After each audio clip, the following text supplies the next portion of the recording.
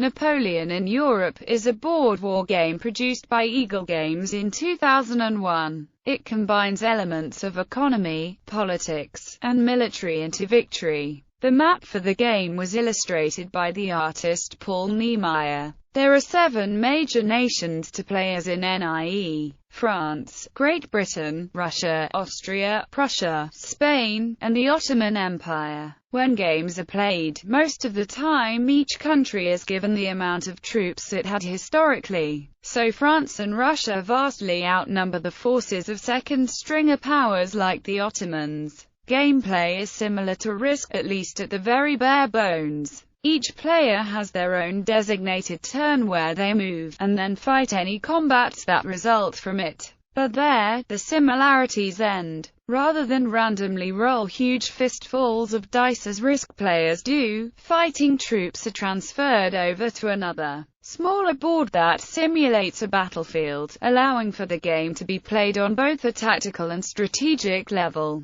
Noteworthy to mention are political action points. Unlike in other strategy games where one can randomly declare alliances and war, PAPs are a system that prevents such a thing from happening so easily. It costs one to do things like establish alliances, declare war, sue for peace, or even something as simple as annexing new territories into your empire. It also makes it harder for one to backstab an ally or declare war randomly, making for more historically accurate gameplay. Unit types. Infantry. The mainstay of many armies, these doughty troops are moderately priced and can fulfill a wide variety of roles on the battlefield. Cavalry. Fast and mobile, these troops are ideal to send out in large numbers to annex territories for your empire. On the battlefield, they make good shock troops. Artillery. There's nothing quite so satisfying as having the power of a huge battery at your fingertips and blasting apart enemy troops. These units are fairly slow and expensive, but can have a devastating effect when used in conjunction with cavalry effectively. Leaders.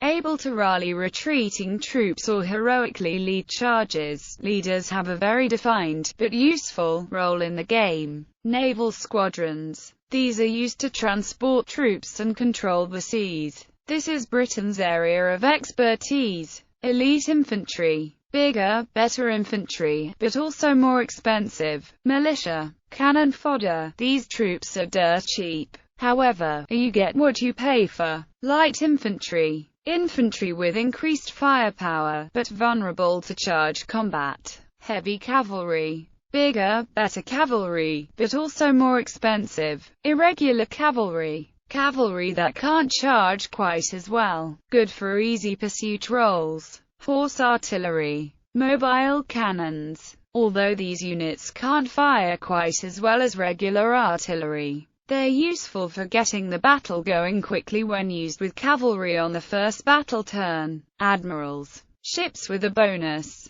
Nothing too special here either. Strategies. France has the most manpower readily available, as is fitting its status in the Napoleonic era. Its navy is moderate, and it is surrounded on all sides by enemies, with Austria to the east, Spain to the southwest, and Britain in the north. It is imperative to grab much of the land between France and Austria to act as a buffer zone of sorts and discourage Austrian aggression near the border. Similarly, Spain must be dealt with, either by allying with them early on or by sparing troops to guard the border. As for Britain, one must play like Napoleon, and get the help of other nations by turning them against the British, as Napoleon attempted to do. Great Britain is another popular choice for a country. It has a solid economy, a great defensive position, and the best navy in the game. A British player is best suited to slowly building up on the island while playing the other nations off each other. Since most of Britain's money went to its navy rather than its army, the British can only build 2 land units per production turn, so your army will grow slowly. However, with all the bonuses attached to your navy, you can make a difference by controlling the seas.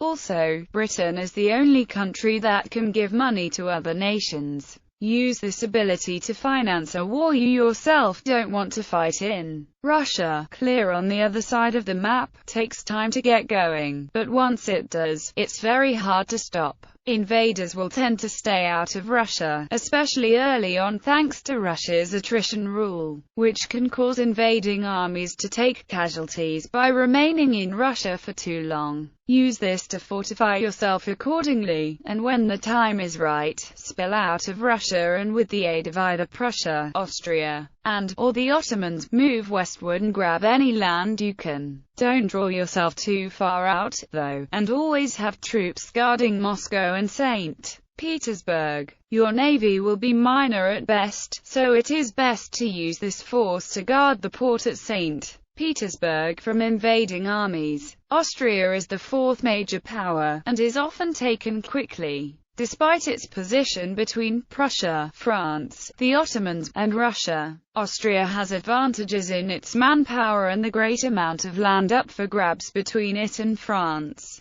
Early on in the game, the entire Italian peninsula more often than not falls to Austria. Invest your money in land units and paps rather than navies. In addition to having only one port, it's natural to have Britain as an ally anyway, and the navies can take care of things. Prussia is the one to watch, as the two are so close to each other. Prussia is often overlooked as a good power, and in some respects they should be. With only 4 territories, they are the smallest country, making it easy to defend, but even easier to be conquered. The saving grace is in how valuable the capital of Berlin is. Thanks to its worth, Prussia is able to compete economically with Spain, a country twice its size with a capital worth not even a quarter as much. Recommended offensives would be against Austria, whose capital of Vienna sits very close to your own, and France, who might not expect such a backlash from such a small nation. Spain shares Russia's attrition rule, starts out with a semi-solid navy, and moderate amounts of troops. But there, the usefulness ends. Spain's position is truly terrible, and only a skilled politician and strategist will be able to survive with them. Early on, one has to choose their loyalty. Will it be to France, or to Britain? Many choose France, as the land troops are a more immediate threat, but having Britain blockade you is not a very comforting thought either. A favored tactic is to ally with France, and when troops are taken away from the Franco-Spanish border, blitz the capital of Paris. The Ottoman Empire has a terrible economy, a rickety navy, and can only purchase militia and irregular cavalry for its armies. Yet, they are still a fighting contender. Their troops are cheap, and therefore numerous, and if the Ottomans enter a war at the right time, they can be precisely what tips the scales in favor of one side. It is almost always certain that in a 7-player game and there are 2 3-person alliances, whoever the Ottomans join will win through sheer numbers. Starting off with a sizable cavalry force, the prime target for the Ottoman Empire should be Northern Africa, which most of the other countries will avoid, save for Spain.